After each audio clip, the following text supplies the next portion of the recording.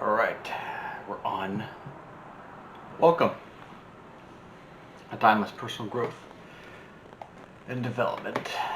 Give me a second here. All right. Talk about medicating children today. Why it's of my opinion why you should not medicate your child, and why medicating your child is now in 2022 and probably for the last 10 to 15 years how it's been overdiagnosed and overprescribed, and it's creating more problems for kids and their development and their brain development than it's actually curing any issue. Why would you put your kids on medication to begin with? To conform. To conform for usually for school. Oh, I said my child can't sit still and focus. He needs to be put on medication. For one thing, if you're going to put in your kid through medication, I disagree with it completely, but if it's going to be done in the first place, it needs to be the absolute last resort. You need to exhaust all options before going to a doctor and prescribing anything for ADHD. Why would you need medication to begin with? What's the behavior? What's the behavior that you don't want? What is the desired behavior that you want from your child? Is your child having a hard time sitting still and being focused for long periods of time? Well, you're a child.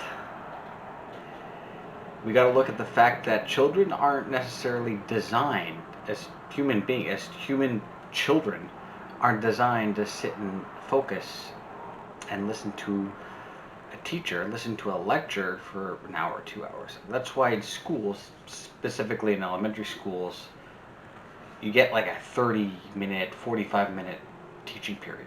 And then they get their snack, and then get their break, and then they get the recess and go into another 30, 40. Even 30, 45 minutes is really long. How do you develop their ability to focus? For one, you got to look at the lifestyle habits. One of the biggest issues that kids have to be able to focus and not focus is the time they spend on screens. The time they spend in front of the screen, scrolling, playing video games. Monitor that. Why? Because too much screen time, yes, it affects the brain, and it affects the ability to monitor is not the right word, but to regulate their dopamine. Kids who are constantly in a state of overstimulation when their environment and they're not stimulated, that's when they have a hard time focusing.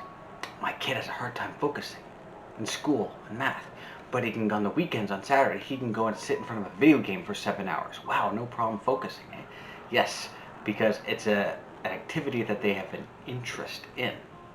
So you don't want to be medicating your kids to get them all focused on things they need to be focusing on and something they have less of an interest in. Again, your diet affects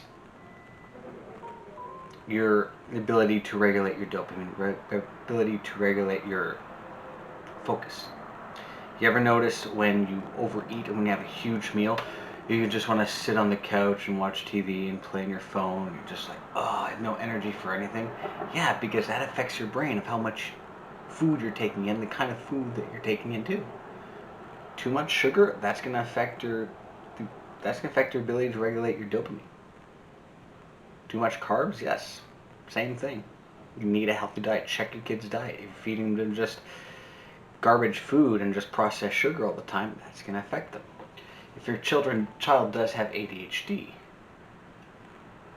steer their ADHD and steer that energy into an activity that's productive, that complements that ADHD. If a kid has ADHD and you want your child to learn or read more, read more, gotta do more reading, but they have such a problem with their ADHD and have a problem sitting still, telling them to go read a book is not necessarily the answer. Going to do sports, going to do a physical activity, going to do I'm a big fan of martial arts for kids. And going and doing any kind of form of martial arts is steering that ADHD into the right activity that complements that energy. You want them to develop their ability to read. Practice reading, small increments of time every day. Practice reading. Put them in a non-stimulating environment. Turn off all screens. Turn off everything. And this is your reading time for 15 minutes. Do that every day. They get reading time for 15 minutes. After a couple weeks of doing 15 minutes, when 15 minutes starts to become really easy, do it for 20 minutes and keep doing that. Keep doing that.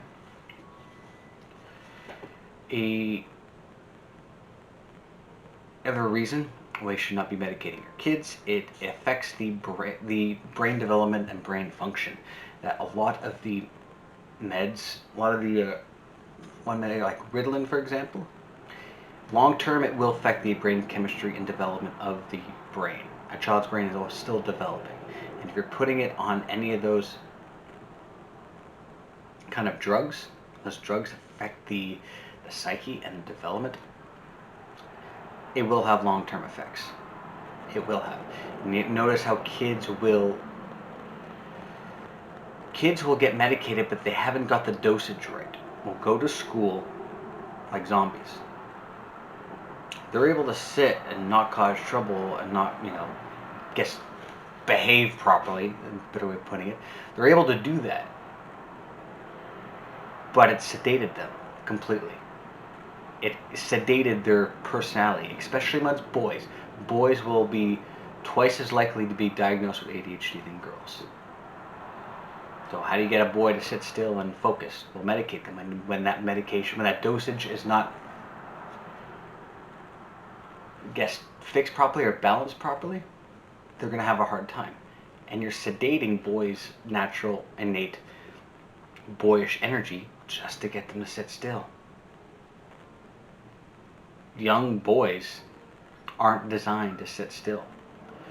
You look back at our hunter-gatherer days. How did boys live their day-to-day life? They go out and they learn how to hunt with their dad. Then they'd come back and help their mom gather wood, gather any kind of resources. In those days, boys were always on the go all the time, always moving. And boys need that. Specifically boys, especially the boy brain, the male brain, needs that movement all the time. So you're telling a boy, I want him to be able to sit still and focus for an hour and just sit at a table with a pencil and a book and do that for an hour. That can be hard. Especially with the boy that has a very stimulated, very active brain that needs to run and needs to move. You want a boy to sit and focus and read and write? Okay. Well, when he's not doing that, he needs to be busy. He needs to be physically active.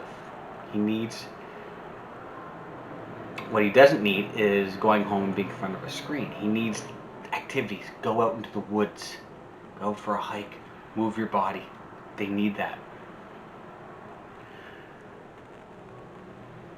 But getting your kids to focus and putting them on any kind of drug to get them to focus, yes, you've solved that problem getting them to focus, but you're also causing a whole bunch of other problems.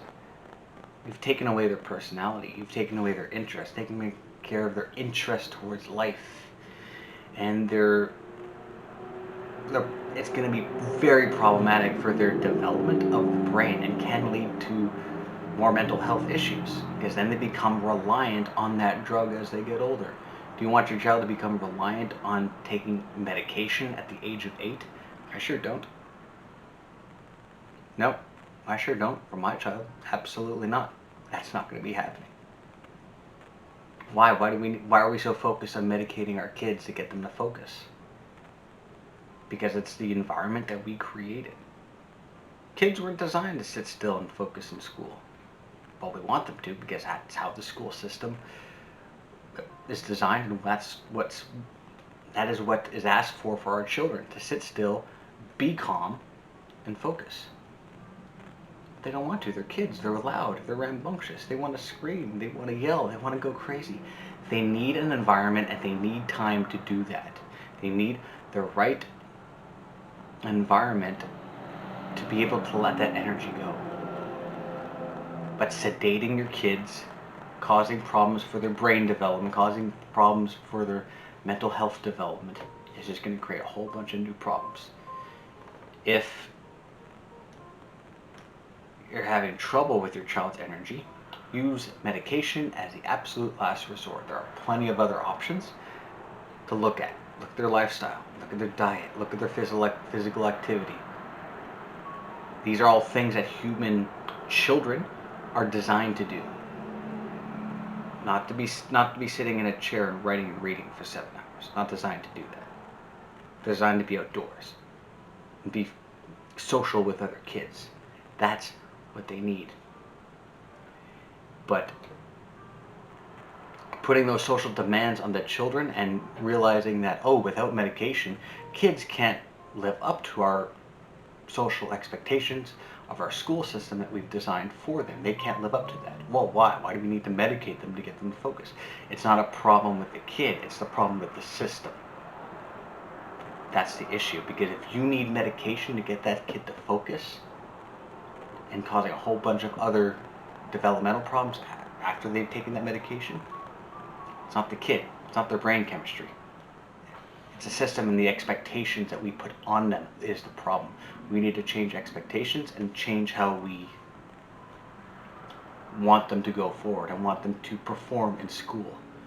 Yes, sitting still, doing exams is all part of the school system, sure. But they need that rest, they need that break, they need small increments of time to be able to focus. 15 minutes and go take a break. Come back, and then slowly once their focus starts to develop more and more, then you can prolong the time. But asking a kid to sit and focus when he already has a very overstimulated brain, he needs activity. He needs to be physical. He needs to basically, he's a Energizer bunny. You just need to wound him up and just let him go, because if you try to sedate him, it's just gonna be more and more problems. And I say him because, like I said, boys are twice as likely to be diagnosed with these kind of issues more than girls. And on that note, thank you so much for watching. If you like this video, like, subscribe, Timeless Personal Growth and Development. I'll see you in the next one. Have a good one.